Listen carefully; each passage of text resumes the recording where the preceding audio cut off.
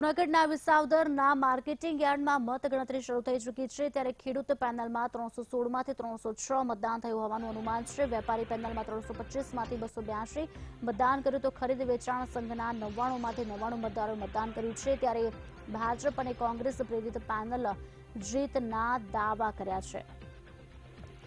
આપને જણાવી દઈએ માર્કેટિંગ યાર્ડની મતગણતરીની શરૂઆત થઈ ચૂકી છે ત્યારે ખેડૂત પેનલમાં 316માંથી 306 મતદાન થયું હોવાનું અનુમાન લગાવવામાં આવી રહ્યું છે। વેપારી પેનલમાં 325માંથી 282 મતદાન કર્યું છે। ખરીદ વેચાણ સંઘના 99માંથી 99 મતદારોએ મતદાન કર્યું છે ત્યારે ભાજપ અને કોંગ્રેસ પ્રેરિત જે પેનલ છે તેમણે જીતના દાવા વ્યક્ત કર્યા છે। આ અંગે વિગત આપશે અમારા સંવાદદાતા વિજય ફોનલાઈન પર। વિજય, શું વિગતો?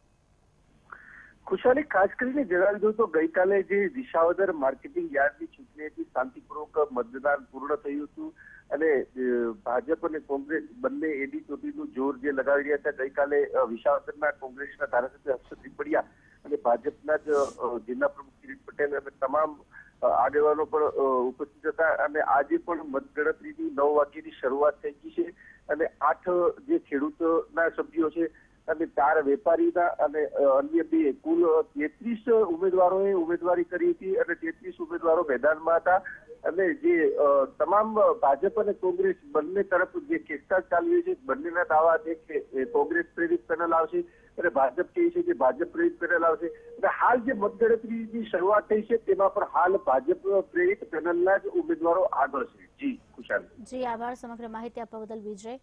તો અત્યારે ભાજપ પ્રેરિત જે પેનલના લોકો છે અત્યારે હાલ આગળ દેખાઈ રહ્યા છે। 306 ખેડૂતોએ અત્યાર સુધી મતદાન કર્યું છે, 282 વેપારીઓએ મતદાન કર્યું છે।